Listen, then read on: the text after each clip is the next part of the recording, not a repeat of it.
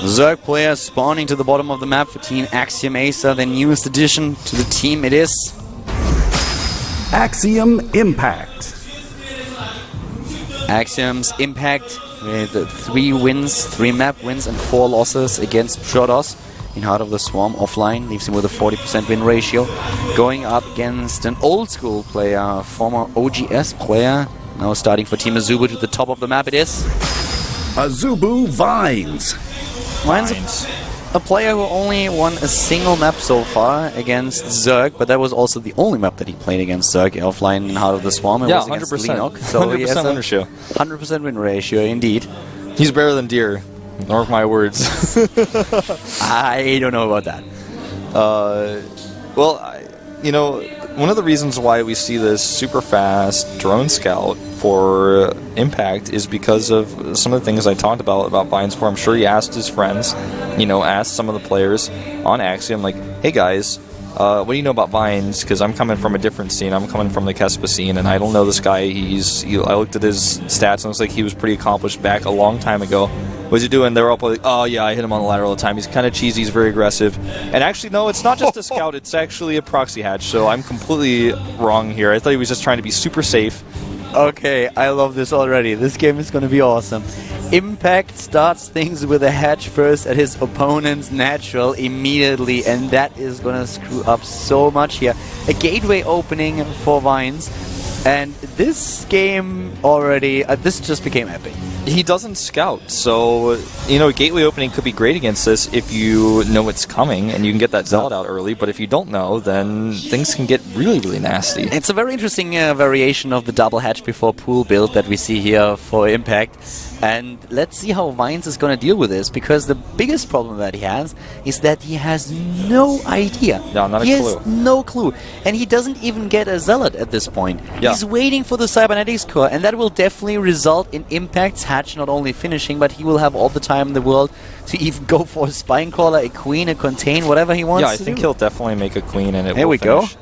Now he's going to come down here and see what's going on. He's like, wait, what? He's got to really allocate some resources to dealing with this. And the Mothership Core will do only a tiny amount of DPS. He starts a pylon down here right away. And no Forge, of course, so that pylon's not going to be for any cannons anytime soon. Yeah, but keep in mind that also with the hatch there, a wall is not really a possibility for him. It will be so much delayed. Here comes, of course, the Mothership Core and a Zealot that he built then after all. But yeah, it's going to take quite some time for him to take that hatch down. He's going to lose a lot of time for that expansion. Stargate goes down, a smart choice here, because if it is Roaches that is coming out after this, it's going to be very easy to deal with Stargate. And also, of course, even Zerglings are going to have a hard time against the first original Stargate units. Only 2 Queens, which means he isn't trying to just build a Queen there, but he's getting the Zerglings. So he's building Zerglings with the lava that he has available to him, and they will be able to get into the main base. Yeah, he's trying to get a good position on those eggs, and he gets a decent one, but the Lings still, of course, get in the main, as you said. His second Zealot comes out here. Yeah, with the Lings running into the main base, that also makes sure that that hatch is going to survive for a little bit longer, and that delays the expansion even further. So this already paid off so much for Impact. Yeah, he gets several probe kills, and he's got so much, you know, he's just got so much production right now with 3 hatcheries. Finally, the hatch will fall, but it's going to deny the base for so long. That's not a full wall. And he makes Phoenixes and not Void Rays. The pylon is going to fall here. Yeah, the pylon is going down, and this also empowers, of course, the Stargate now. That hatch is still alive, by the way. The hatch is still alive. No, hatch is still alive, and the Photon Overcharge being used here means it's not going to be used later against a possible follow-up attack. Spinecrawler is going back up at home defensively. Yep. There's the hatch gone. The Broodling's not able to kill the pylon. Gateway looking really nasty because that new creep animation from Heart of the Swarm. Impact is probably just giddy right now, giggling in the booth and being like, yep, that worked well. He already delayed his opponent's expansion for so long, it's going to take an eternity for the creep to actually reseed, more than a minute actually. And right now at the bottom left, a Spinecrawler just there to prevent the worst in case the Protoss player is being overly aggressive. We even have 2 additional lava that he could use, but with the Zerglings he's just trying to take down one of those pylons. Not gonna happen, but putting additional pressure onto Vines, and so far Impact's build has really worked out well, and he's using the lava after all. Yeah, he doesn't want to waste it. I mean, he might as well just make, you know, a group of 4-lings to go double scout in the main. He is losing a few overlords here, but have the Phoenixes really paid off? Off one base, 2 Phoenixes killed just a few overlords, and that's it. I'm not sure how much that's actually going to really end up being worth at the end of the day. The creep will finally start to recede here, and a Nexus will be started epically late. Sport Crawler's up at home, double evolution chambers, and the follow-up, he has got a lot of different options for follow-up here. He can just take a third base and get a Roach Warren. Follow-up here for Vines is to watch his Phoenixes get shot by a Sport Crawler and then react. And Creep's still receding ever so slowly. And the Vines Twilight Council goes down.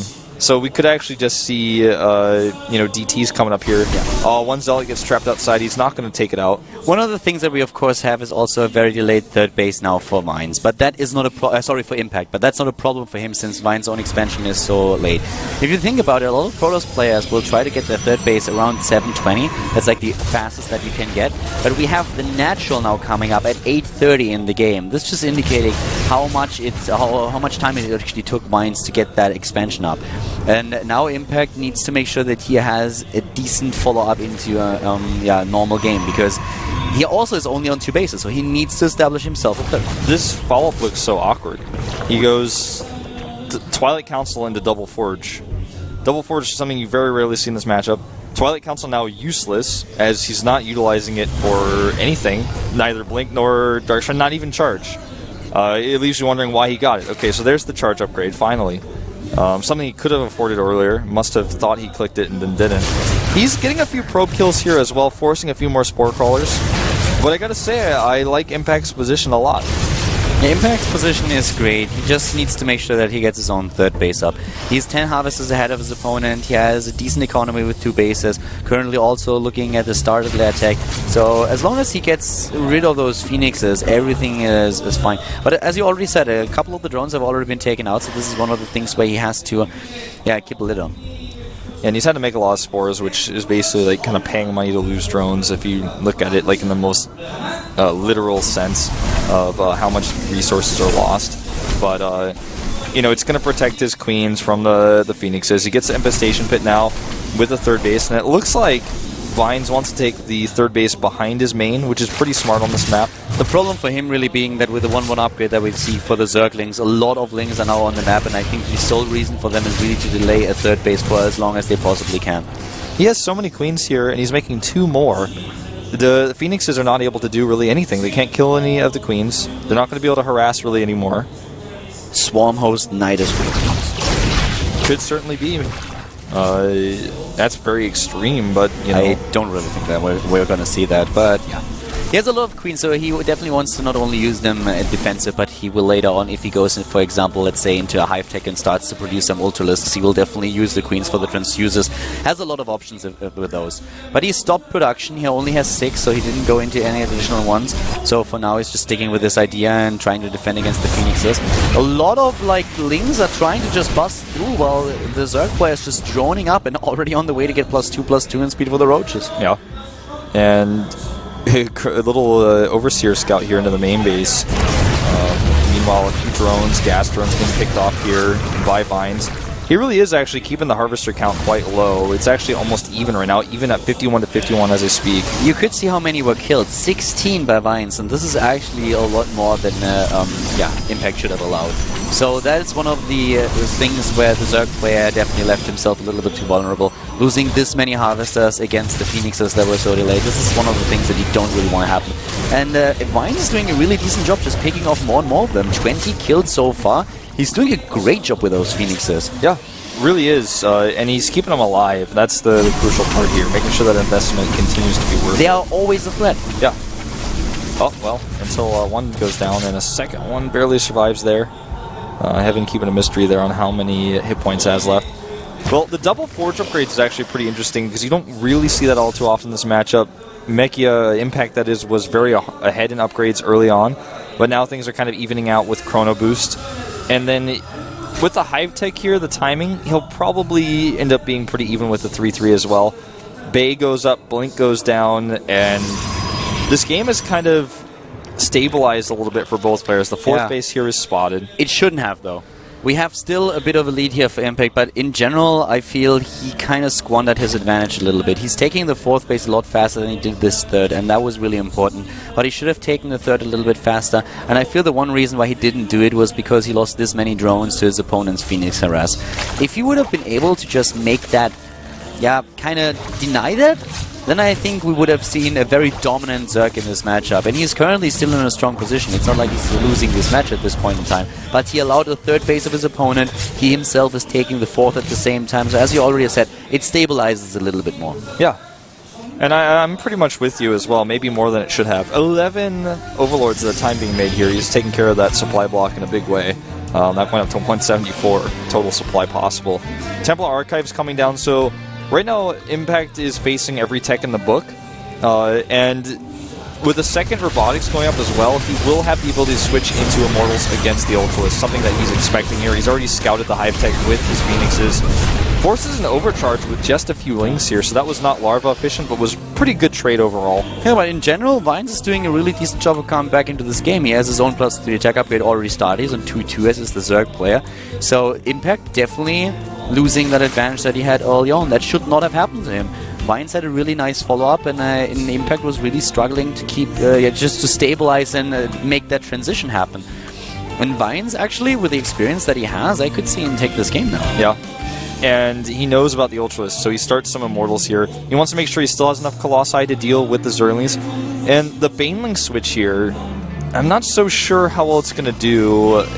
It just depends, you know, with Banelings in the late game, it all depends on how you land them, and if you can, you know, building walls, really good concaves, force fields, all those things can get in your way. Storm, which you now do see very late being added here. And of course, in those sentries, force field's not going to be a problem, but you know, he's allowed the full arsenal of pros to come out here. Storm, Colossi, 3-3 Immortals are going to be out on the way as well. And you never want to make that happen. Yeah, never. So now we even have the Harass with the Warp Prism in the main base. A few of the Zealots making their way into the mineral line. Luckily for him, he's not going to be able to snipe Eternal Glands. He could have gone for it, but decides not to. We even have Neural Parasite now coming out, and that's going to be really interesting in the next battle, since he could use it against Colossi and Immortals. Yeah, I was wondering what that icon was on the production tab. We don't see that too often anymore. You can use it against Immortals, Archons, Colossi, Warp Prisms even, to make sure that they stay locked down for your... well, that was close. Yeah, it was almost an escape there. 8 gates being added. He's really going to have a ton of production here. If you look at the army supply, you can see it's way in favor of the Zerg. Composition-wise, though, he's going up, oh my 15. god, 16. 10 gateways in production. Yeah.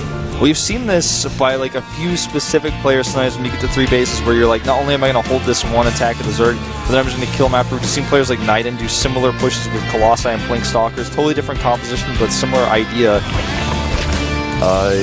This is 3-3 out of the Protoss army. Normally you only see +3 attack, but he's got the armor to back it up.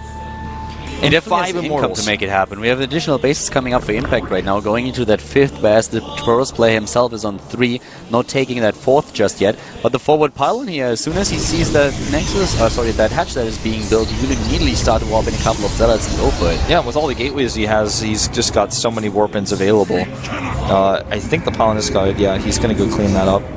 Sending his entire army over to kill one pylon, though, I think he reacts. Yeah, he's like, no, that's unnecessary. He sends only his Zerglings to kill it. Yeah, the Zergling denying that 4th base for a little bit longer. He needs detection before he can take that. Yeah, not only does he deny it, but it also lets Impact know, okay, he's planning on taking a 4th at this location. I can actually go and deny that. 31 Banelings are being morphed here. He doesn't have speed, and he doesn't have Overlord drops, so... I mean, he could still do a lot of damage with Banelings. Baneling speed not the most important in this matchup because you want him to just hit Zealots, but... No cancel here for Impact. He's got 2,000 minerals to spare, but still, of course, you want to get that cancel whenever you can. Focus on that battle in the middle. He's trying to chase on an army, and here comes that. Oh my god! He traps both of those Colossi, and now the Neural! And he has to recall. Oh my god, actually, most of those units recall away, but some of them do not. That was a great victory here for Impact. A magnificent win for the Zerg player here in this battle. He might actually even be able to hold this base. It's going to be close. Yeah, it's going to be really close, but with the Spine Crawler and Ultralisk, he has a chance. He does not hold it on the other hand. That is a very annoying Neural actually working away on that gateway. The Immortal does go down. And that one fungal, I think, killed how many? 3 Immortals and 1 Colossus at least. It was great. It was exactly the fungal that he needed. Maybe not the fungal that he deserved, but definitely the one that he needed in this scenario. And now he's once again the one who initiates the battle, going in again with another...